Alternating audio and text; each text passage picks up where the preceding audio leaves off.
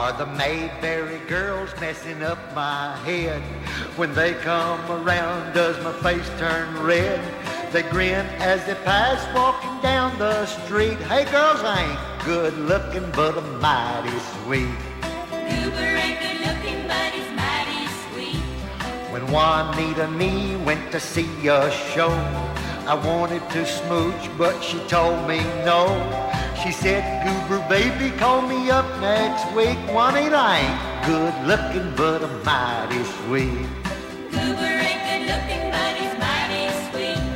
The prettiest girls in the whole wide world keep pulling in. Oh, golly gee, oh my, oh me, I'm blushing again.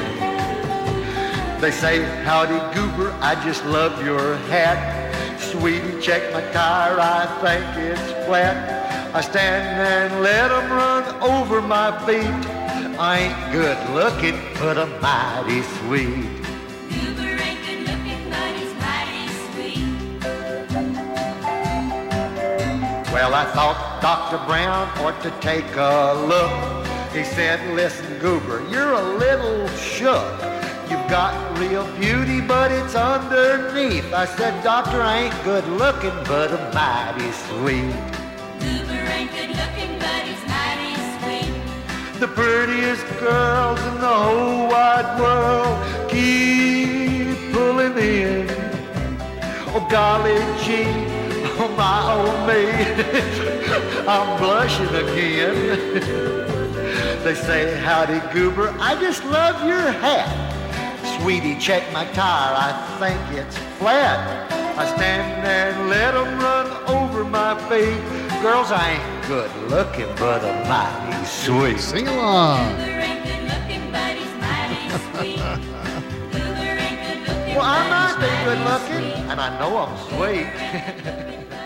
Hey, girls, come here.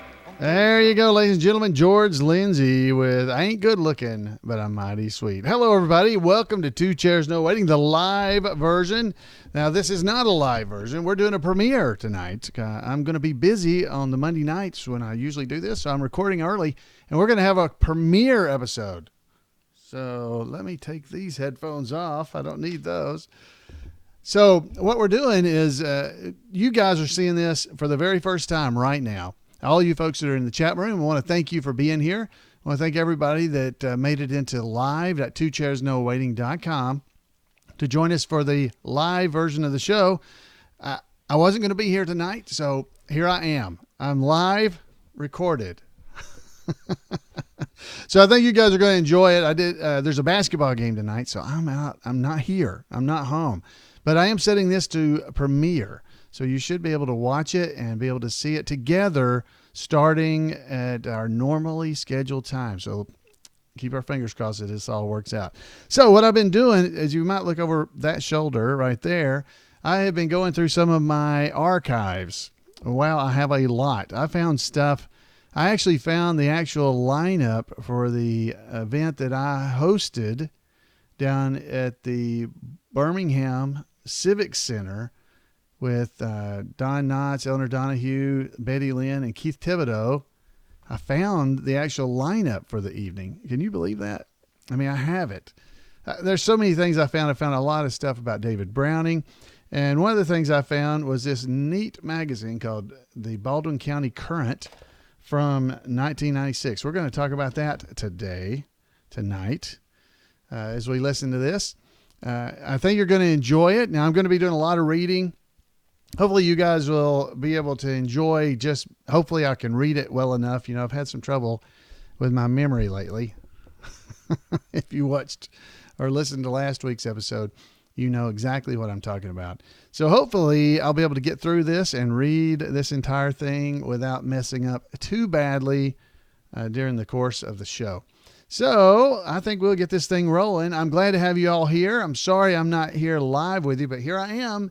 So hopefully this will work out. I'd like to hear from you.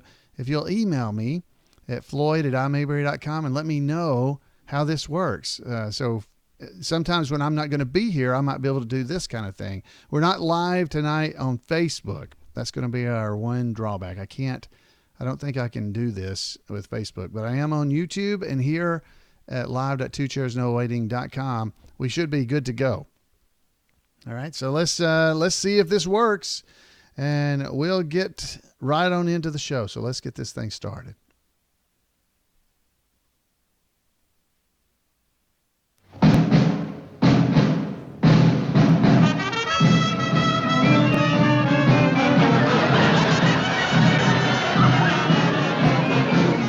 Two Chairs No Waiting, episode number 558. George Lindsey, please stand. Two Chairs No Waiting is brought to you each week by the folks over at WeaversDepartmentStore.com. Drop by over at Weavers and check out what they've got. They got a whole section of Mayberry finest stuff at Foley's Market. That's right, you can go to Foley'sMarket.com and head over there and check it out. You can get country bacon. You can get pepper bacon. I always talk about the country bacon. Great bacon. You want to cook it and eat it. You can also head over there and get a Mayberry Police Department zip-up hoodie to wear and keep you warm this winter. Head over to WeaversDepartmentStore.com and check it out. Two Chairs No Waiting is also brought to you by donations from listeners like yourself. And tonight's episode, number 558, is brought to you by Adrian Rainey. So thank you, Adrian, and thank you for being here with us for another episode of Two Chairs No Waiting. We're going to be talking about George Lindsey.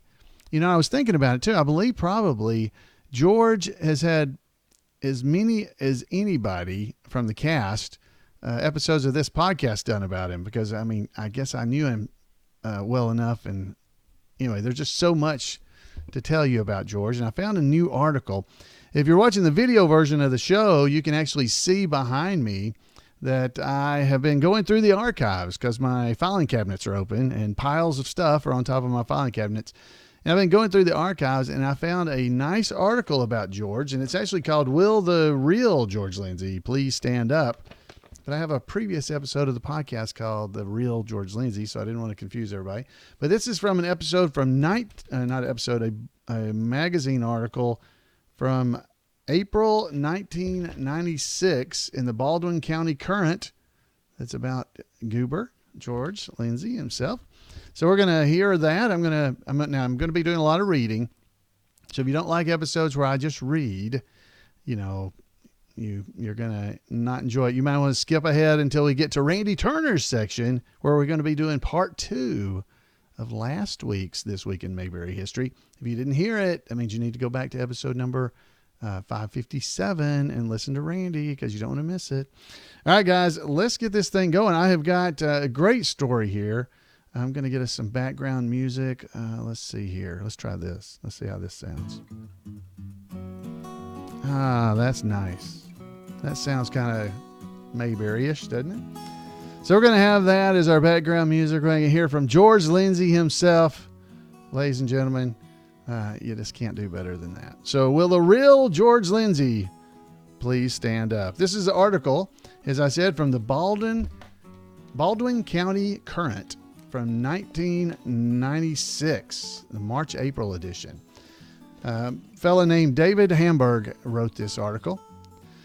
Some while ago, while planning some stories for this mom and pop issue of the Current, this magazine, the town of Mayberry came to mind immediately. We figured nearly everybody in America who owns a television set has at least seen one episode of the Andy Griffith Show during their lives. I would hope so. During the heyday of the 60s, the most popular situation comedy that was on the air, and now many years later, the king of syndicated repeats. So we decided to pay a visit to George Lindsey, known by millions as Goober, the simple yet able mechanic who worked at Wally's filling station. In Lindsey, we were certain, lived the embodiment of small-town America. The essence of life as we once knew it, but never will again. And boy, were we surprised. Although he's certainly not the flamboyant Hollywood type, Lindsey, sure as shooting, is no simpleton whose idea of Cary Grant imitation is Judy, Judy, Judy. What hit us between the eyes is that we, like most Americans, have been so easily taken in by what we see on TV that we actually believe what we see. We invite these characters into our home every week and become mesmerized into believing that that's really who they are. We look at Goober on the cover of George Lindsey's book, Goober in a Nutshell. His head protected from oil leaks by that Goober hat. His eyes wide open, yet kind of glazed. His mouth agape. His thumbs tucked into his pockets of his work pants, and his pencils, his tire gauge, neatly arranged in his shirt. While his whole physical presence bespeaking a sort of a dumb, sappy interior. And we get suckered into believing that George Lindsey and Goober are one and the same. Well, we know better now. And the most important lesson we learned during our 10 hours at Lindsey's lovely home at the top of a grassy hill in the middle of a cul-de-sac in a beautiful suburb of Nashville is that the idea of engaging Lindsey in a neatly defined question and answer session is simply and wonderfully out of the question. If you were to ask Goober a question, you might get an unconventional answer, but you'd get an answer nonetheless. When you ask George Lindsey a question, you're likely to get a question shot right back at you, or a one-liner that just struck him at that particular moment, and he just had to tell you what it was. Or a sudden urge to try on hats, or even a song.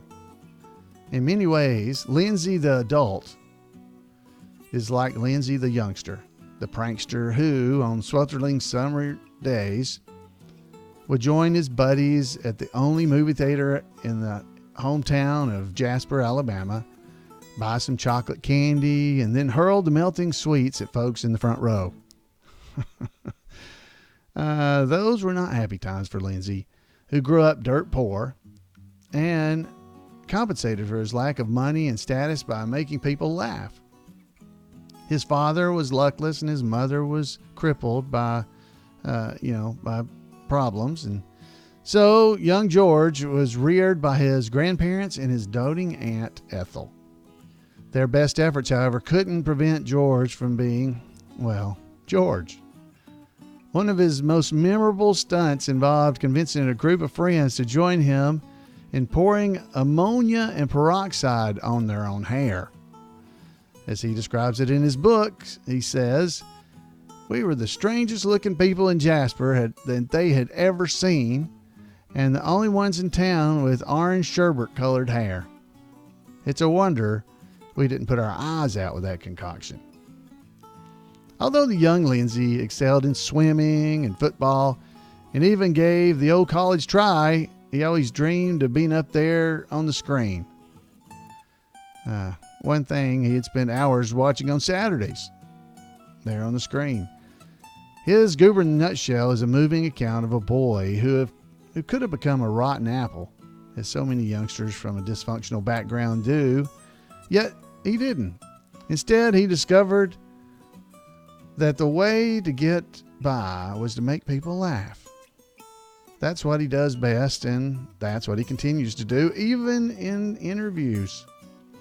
And interviewers who can't do their job because they're too busy laughing. Appropriately, Lindsey's nutshell dedication is to his son, George, and to his daughter, Camden, of whom he is very proud, and to whom he says, "Thank you for letting me be your dad and silly." What follows is a rather limp attempt to get a few straight answers from George Lindsey. So these are questions and answers, guys. So the question: we grew up with the Andy Griffith Show, and now many years later, we're still watching the Andy Griffith Show. Did you realize at the time how big it would get? George: no, but when I got on it in 1964, and it was the #1 TV show, and I knew that we were doing something special, and I knew that the people I was working with, they were special. Actually, I guess if we had known we weren't going to get any residuals, I guess we probably would have done it anyway. How popular is the show today? This was in 1996. The Andy Griffith Show is the number one show on all of television, even the world. It has never been off. It's never been out of the top 10. It's never, and now we have 12 million viewers a day. There are over 800 Andy Griffith Show rerun watchers clubs in America, and I don't know, somewhere between 20,000 and 50,000 members. It's become an American icon. They teach it in college. They teach the Andy Griffith Show. Question. I didn't know that. George. North Carolina teaches it. It is used as a teaching tool, and a lot of schools they use the show to show real relationships between the father and the son, and that's Andy and Opie. And every show was tried to be done, with a moral in each show. So, something which is lacking today, the question here, or is this something that's lacking today, or is it that they just decided that we don't need shows with morals anymore, George? Well, I don't know who they are, so I can't comment on that. What I would like to say is, let's just put this away. I like the old shows better. That's how I'd put it. I liked it when there were cowboys. I did a lot of Gunsmokes, and I had my heroes and stuff. We all know that you can put things geographically, but that's so why do you have to do it visually? I mean, you can do it graphically, but you don't have to do it physically. I guess we've come to an end of the era of some of these values. Question. So the family values that we know when we talk about America as shown in the TV in the 50s and 60s is a lot more representative of family values, you think? George says, I think so. But let me ask you a question, and it will probably answer your question. That is, do you think any show running today will be on for 35 years and never be off? Well, in your book, you leave no doubt that Andy Griffith was in charge of the show, that he was a perfectionist, George. Well, first of all, let's take, he's a take charge guy. Secondly, he's a genius when it comes to fixing scripts.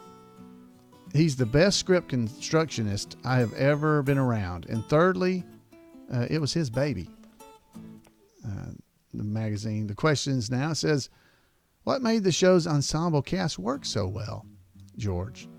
Well, I guess it's the right chemistry. They took a big chance on putting me in there in place of Jim Neighbors, because that represented hundreds of thousands of dollars if I'd gone belly up. So, I don't know. I guess it was the producers, and one of them was Sheldon Leonard, of course, and their innate ability to cast a show. So I think that's what made it work so well. But the connections you made with the audience, that was something special, George. The biggest thing in our situation was that people thought that we were those people, and we literally were those people, that was us. Now, think about this. Every one of us had college education. Every one of us had lots and lots of television and motion picture experience, and yet we played saps. We played town dunces. We never thought we were funny. You thought that we were funny. It's the image that you see, but you don't see a bunch of people in a town running around, falling down, laughing at each other, So we always went, and Griffith was a genius at this, we went for the situation. There was never a joke in that show. Never a joke. And there were never any ad-libs. We learned that stuff word for word, and we studied every weekend. Sometimes we were up 2 hours getting one word right. Lindsey, who graduated from Florence State Teachers College, now the University of North Alabama, attended on a football scholarship, and started at quarterback for 2 years. He tried the Air Force briefly after graduation, but eventually he settled for 2 years of intensive actor training at the American Theater Wing in New York City. His first big part was in the play All American. Wow, I didn't know that. A Broadway hit starring Ray Bolger. He went on to appear in countless TV shows, including several episodes of The Twilight Zone. Yeah, he was in The Twilight Zone. I remember that. He was also in an Emmy-nominated Alfred Hitchcock Presents episode called The Jar, in which he reeled off a sensitive, moving 5-minute monologue as a half-wit named Juki. And of course, Lindsey was a regular on Hee Haw for more than 20 years. Clearly, there's a great deal more to George Lindsey, the actor, than the role for which he is best known. And even though Lindsey describes his goober alter ego as my, quote, cross to bear, end quote, he still plays to the crowds every year all over the country who want to see Goober. The man just likes to make people laugh and sometimes cry. So here's the question. You find humor in everything, don't you, George? Everything except this interview. He laughs. Just joking, just joking. I wrote a line where I said, I was married a long time. We were married so long, we were on our second bottle of Tabasco sauce. I don't really think I have a sense of humor, and I've been told that I'm an introvert, that I hide a lot behind a mask of an actor and of an entertainer. So I'm curious about what it is inside of you as a young person that tells you, I want to be on stage in front of a lot of people, or that that's what I'm going to be. George says, I had no doubt that I ever was not going to be. I always thought I was going to be. But how can you? The question. I don't know. A guy went to the eye doctor and the doctor said, have your eyes ever been checked? And the guy said, no, they've been brown as long as I can remember. A lady calls up the fire department and says, come quick, my house is on fire. Fire department says, how do we get there? She says, ain't y'all still got that red truck? So the question from the interviewer says, do you ever long for the ability to go out and not be recognized? And George says, uh-huh. Any actor who says that is not telling the truth. Yeah, he likes it.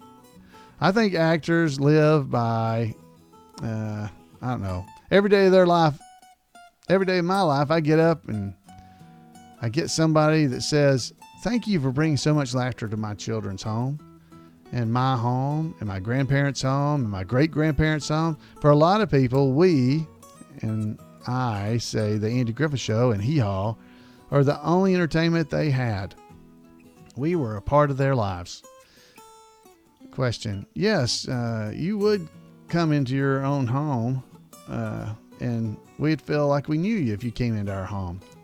And George says, but you know me as Goober, not as George. The guy says, right. We don't really know you, and of course, you don't know who we are. George. Yes, I do. I had all of you investigated before you came here. I want to know I'm not really happy about a lot of it. The question. Okay. Speaking of Goober, how have you been able to finally accept him? George. I think coming to Nashville had a lot to do with it because they're more attuned to the kind of humor that I do. And also I started to realize when I got down here, people were saying, hello, Goober, or hey, Goober, at church and the grocery store and everywhere. I went up to the Baptist hospital one day and I was visiting some people and giving out Goober pictures. And this little girl had her third brain tumor. And she said, this is the best thing that's ever happened to me, getting a Goober picture. And I said, he's okay. Talking about Goober. I wanted to be, I really wanted to be Rex Harrison and all that, I wanted that kind of career, but I don't have that kind of career. So why not make the best of the thing in the career that I do have? I missed the train somewhere, but I really believe this is, and I believe this with all my heart. If I hadn't been on the Griffith Show, it would have been something else. I really think that I have something to contribute to show business and the acting profession. I always wanted to keep up with the times. Lindsey says he'd like to branch into other areas. He's acted and he's directed. He's even cut a song or two. Now he says he'd, quote, like to do a story of Chaucer and rap. Warming up to the task, he recites his autobiographical rap. My name is George with a capital G. You think I'm dumb, but I'm on TV. I had a real great part. I had a real great start. Me and Andy. And I live in Mayberry. Now to do the rap's not that hard. It's easy to do. Just look in the mirror like I tell you to. Screw up your face with a big Goober grin and say Judy, Judy, Judy, then do it again. Let's do it, little Goober rap. Yo. Such shenanigans were only a small part of the real George Lindsey. He's also hospitable and generous, and not only with his jokes and reflections, but also with his time. When we knocked on his door, we figured the following was in store: a tour of his spacious, neatly kept home, an interview, and some photos.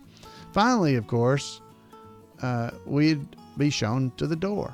But once again, we were caught off guard. Following our conversation, Lindsey invited us to pile into his car and then drove us to a cute mom-and-pop restaurant in Nashville called Dotson's, where Lindsey chowed down on an assortment of vegetables, his favorite meal, and recommended to us the barbecue chicken. It was an odd sensation walking into a place and feeling the eyes of other customers on Lindsey and on us, his not-so-famous entourage.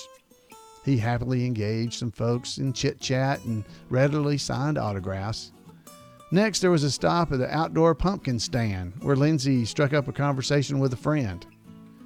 When we got back to Lindsey's home, he invited us to shoot some baskets in his backyard hoop and talked us into 3 games of horse. The basketball needed some air and the rim was too tight, and so Lindsey blanked us 3-0. Later, we sat and watched some Andy Griffith reruns and various other shows with Lindsey on his television. Some included Lindsey and some didn't. One particularly funny show featured Pat Boone displaying his expertise as a lassoer. When Boone lassos whirled a bit too high and knocked off his toupee, we all laughed till we cried. But the most surreal sensation was sitting there with Lindsey, listening to the familiar whistling of the Andy Griffith tune at the beginning of each episode and thinking, it's not everyone who gets to watch Andy Griffith reruns with Goober. Ladies and gentlemen, that is the story. I hope you enjoyed it because it gives you a little insight into George. I always experienced what this writer experienced. George was always on when you were around him, and it was hard to get him to carry on a serious conversation with you because he wanted to tell you funny stories and he did have things just pop into his mind. Ken Junkin, our Otis tribute artist, loves to tell the story that when George was being inducted into the Alabama Stage and Screen Hall of Fame, dressed in his tuxedo, ready to go on stage with all the other dignitaries that are about to take the stage, and he was going to be presented this huge honor. George came running across the area when he saw Ken Junkin and his group, and came running over there to him and said, Ken, do you know what the decision was that George Washington had to make before he crossed the Delaware? Well, no, he said, is to wade or swim. That may not be the right joke. The point is, he had to come over to tell a joke. Here he is about to go on stage. And George ran over to Ken to tell him the new joke he had just heard. Because that's who George was. And George, we love you and we missed you. And you'll always be in our hearts. I promise you that. All right, folks, we now get to go hear the part 2 from this week in Mayberry history from last week. So go back and listen to last week's if you have not heard it. But let's head back over and hear from Randy Turner for this week in Mayberry history. Welcome to This Week in Mayberry History, a report by special correspondent Randy Turner of the Gomer and Cooper Pyle Comic Book Literary Guild of the Mayberry Historical Society.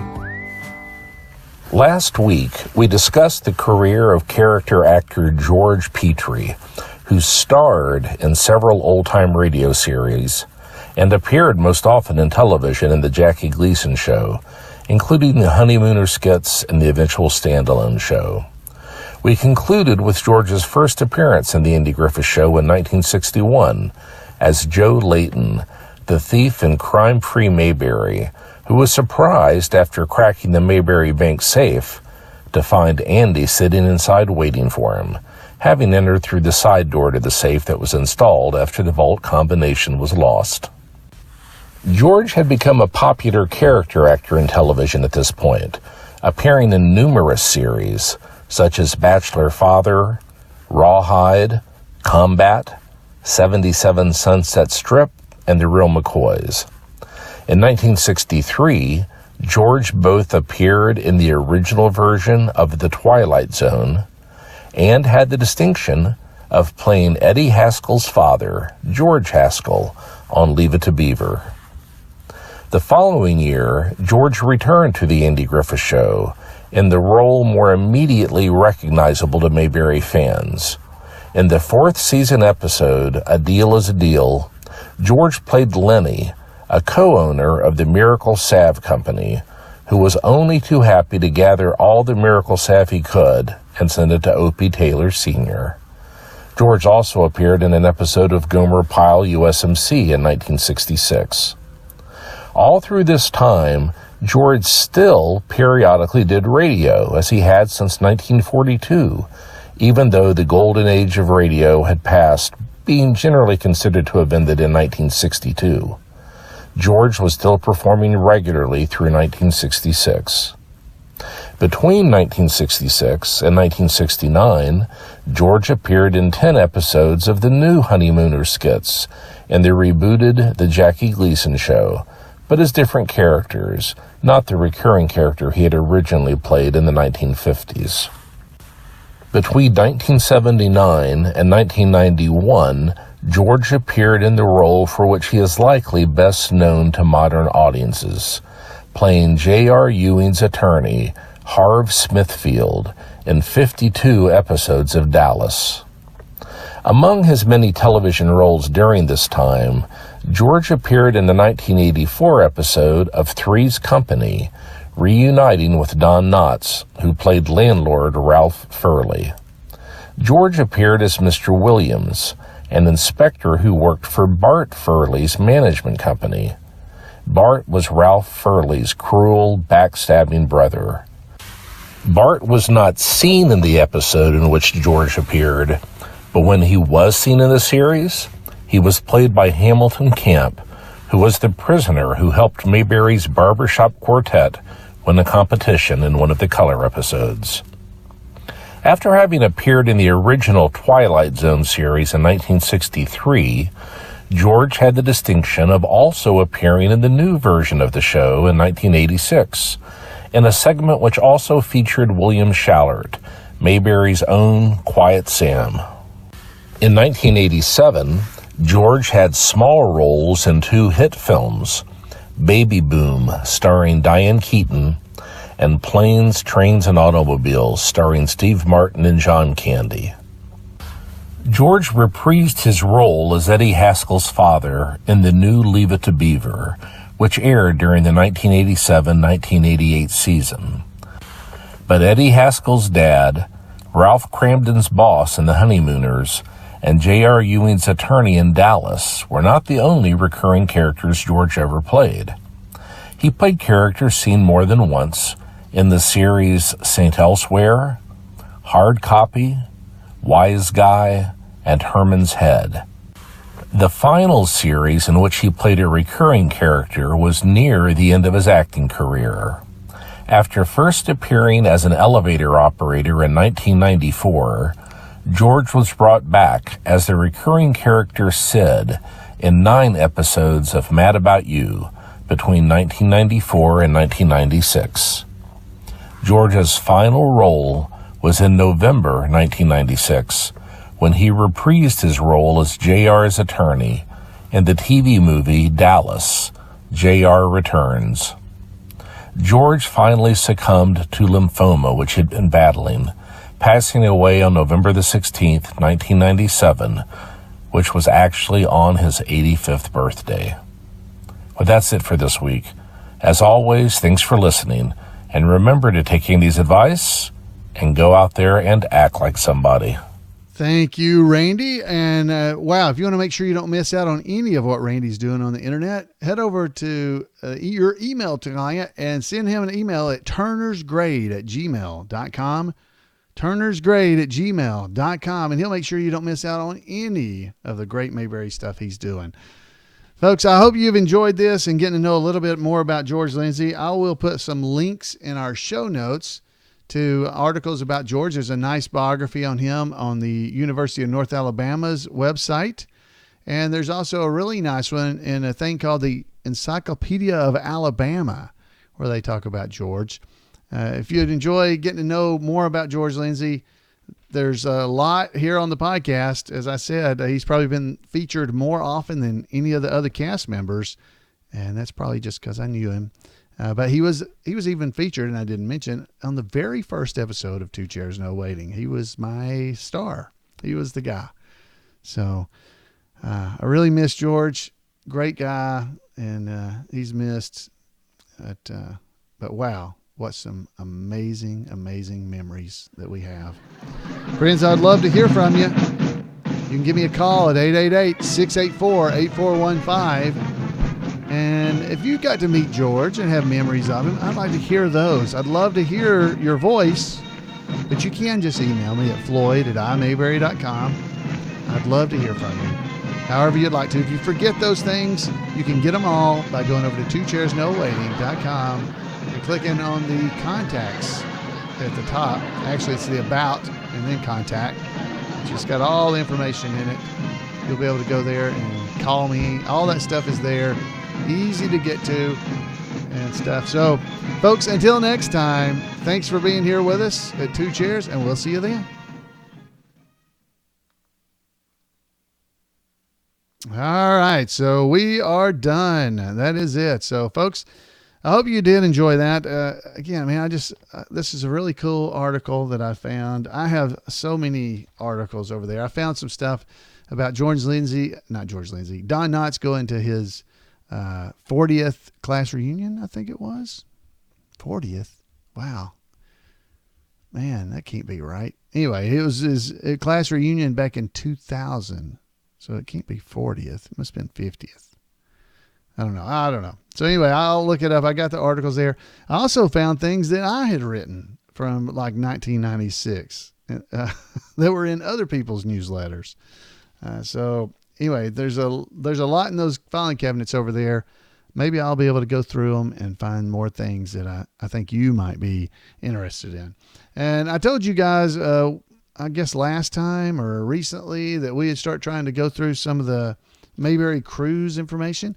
I'm probably going to hold off on that a little while because I want to try to build up momentum for next year's Mayberry Cruise. And it's still a little long to be doing that right now. So it'll probably be after the first of the year before we do a whole lot of Mayberry Cruise stuff.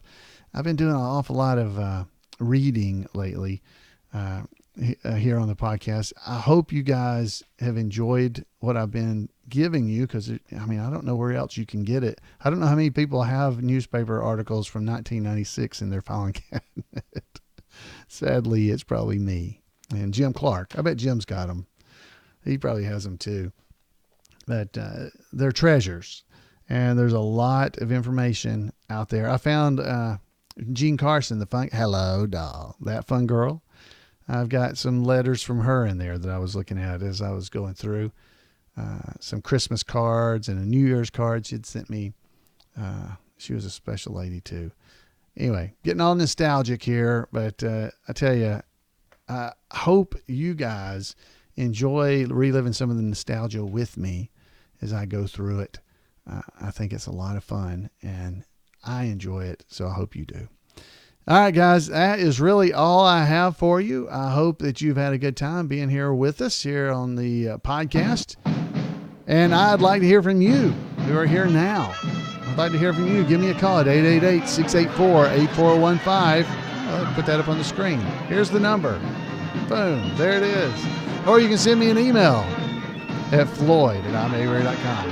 However you'd like to get in touch with me. Matter of fact, you can even, if you're on the podcast website, you can even click here on the side where it says leave a voicemail. See that on the right-hand side? You can do that too. It's right there. Right there.